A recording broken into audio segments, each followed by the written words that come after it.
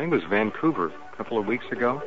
He almost died eating something called angel's trumpet, a common plant in gardens, I guess. So be careful about what you do. This is serious research, and James Arthur is a true giant in the field. We'll be right back and have some pictures and images to look at a bit later as we continue with our discussion. I'm Jeff Lentz. Glad you're here, and do visit my website. News stories going up around the clock, as is always the case. It's the world's most valuable news service, according to some. We really appreciate the kind words.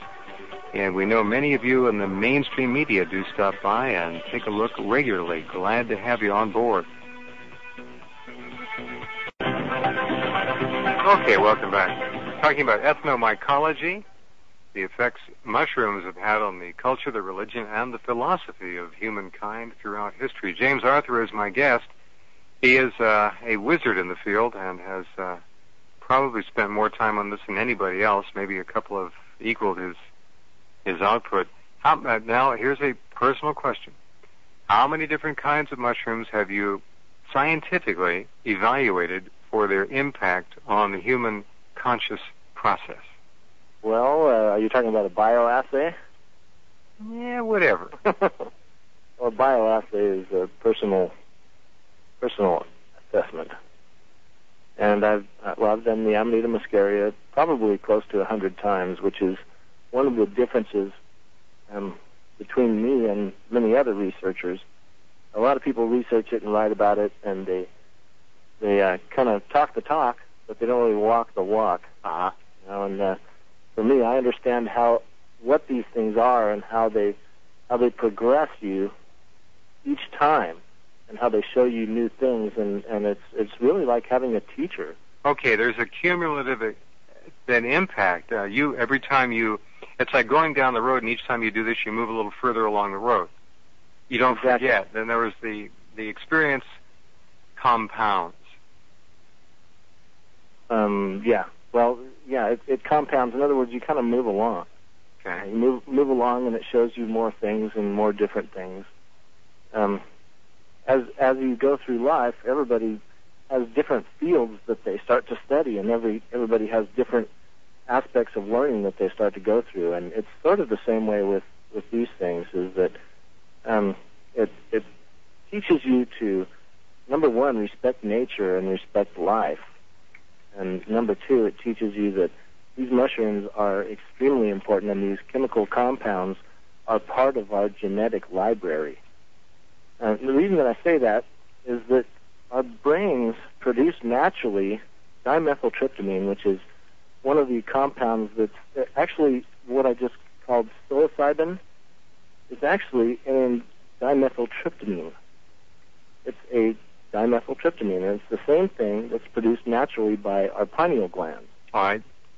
Now, what's interesting is Terence McKenna, he postulated a lot of interesting things, and he was a great guy. Yeah. One of the things that he talked about was consciousness and evolution of humanity, going through stages of consciousness advancement that was brought on by doing these things. And this is one of the things that we're going to get into here tonight. Some of this new information this is what you're going to hear here is the cutting edge of this stuff. And this is some stuff that I'm going to be revealing when I go into the National UFO Conference in Austin, Texas. Not this coming weekend, but the following week. You're a featured presenter down there with this new information. Right, and right after me is Robert Anton Wilson, and we're going to be speaking on a panel together. And we're talking about these new paradigms and new methods for understanding and explaining UFO abduction experiences and strange phenomenon that happen to people in the seemingly natural state. In other words, people have experiences, and they think, oh my God, I had this profound experience, but I wasn't on any drugs. And, they use that as some kind of a qualification. Well, I'm sorry, but as we see it nowadays, if you were intentionally consuming some drug, then that would make a lot more sense, and it qualifies and explains where you were going and what was happening, and puts you in with a whole other group of people that have all done the same thing and been the same place and seen those same experiences. But you're not saying the abduction phenomenon is a drug-induced hallucination. It's not a hallucination. If you'll notice, when people have an experience, they say, for some reason, they're always saying how real it was, how it was so real, and it was even more real than reality. This is a recurring theme that people seem to say all the time. Somehow they're always saying it was more real than reality. All right. Now, this active ingredient you say the pineal gland produces, you found in mushrooms.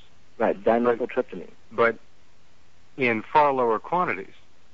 The quantities produced by the pineal gland are tiny, tiny, tiny. But if you dose up on this, it'll take you into an altered state. Right. Well, it's just like if you go into a cave and meditate for a couple of weeks, your pineal gland is going to reactivate, and you're going to be at levels of psychedelia that are beyond anything that you could, as many mushrooms as you could eat. And it's just like when you come out of the womb. When a baby comes out of the womb, they're fully psychedelic.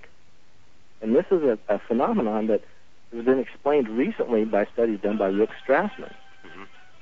Now, when we have a baby coming out of the womb in psychedelic state, produced by a natural substance that occurs in the brain, we have to start wondering why this is the same substance that is in mushrooms. All right, very interesting. All right, James Arthur is the guest. We'll be right back as we explore mushrooms, ethno-mycology, in our history and the history of most organized religions. Be right back.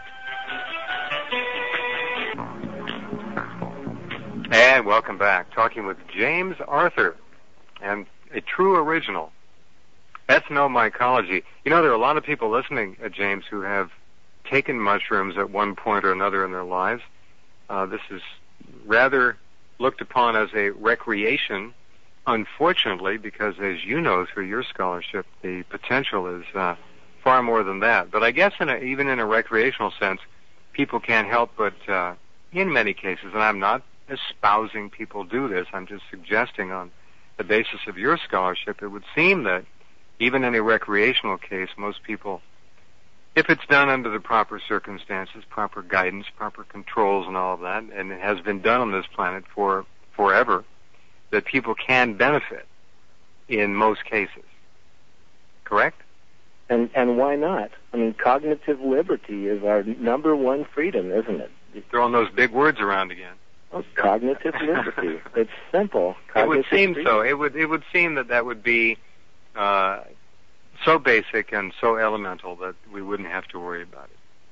Yeah, well, there was a great show on A&E about the history of drugs, and there was one on the History Channel too. They did them both about the same time, and both of them spelled out pretty plainly that our constitutional amendments that have created this war on drugs go completely against our constitutional rights, and that the people originally... They go against human rights. Let's go beyond that. Sure, absolutely, against human rights, and that the fact that people should have the ability to control their own consciousness and worship in whatever way they want to worship, because it is extremely clear now, with all the research that's happened, that experiencing the states of consciousness, navigating these novel states of consciousness that are brought about by these things, are what the ancient religions were based upon. There can be no argument once you look at the research. People that hub it around and they go, oh, no, poo-poo, that can't be right. They haven't looked at the research. Well, the game is to teach people to think about drugs, all drugs that don't come via a prescription, as being evil, damaging, and all the rest of it. That's the reflex that they want people to have. Yeah. Do you know anyone, James, who has taken mushrooms under the proper guidelines and supervision, who has been harmed permanently or even temporarily by the experience? No, nobody. I know people that have been scared. People get scared going out at night to the garage too. Sure. But, okay. And having a good look at yourself, which is really what these things do. It's such an introspective thing. A lot of times, it really scares people. Would it be safe to say that in this altered, enhanced, temporary state of consciousness, that the masks that we all create to hide behind rather become invisible or disappear altogether, and we see people for pretty much who they really are, not the least of which people being ourselves. Yeah. And looking in the mirror is a very interesting experience that way, too. It's like Joseph Campbell talked about the masks of God. We have this facade. Everybody has a facade that they put up, a surface consciousness thing that they think that they are, that they've created within their own minds, who they think they are. And a lot of times when you take these mushrooms, it opens that up and it makes you realize you're so much more than what you thought you are. And the reality is that this facade that you create is so plastic. Yeah. And so simple. Now more than ever. Now more tragic than ever. And absolutely. So empty. And I guess all the more reason to be a bit cautious. No, we have to be realistic about this now. And again, I'm not espousing that people go out and do this, except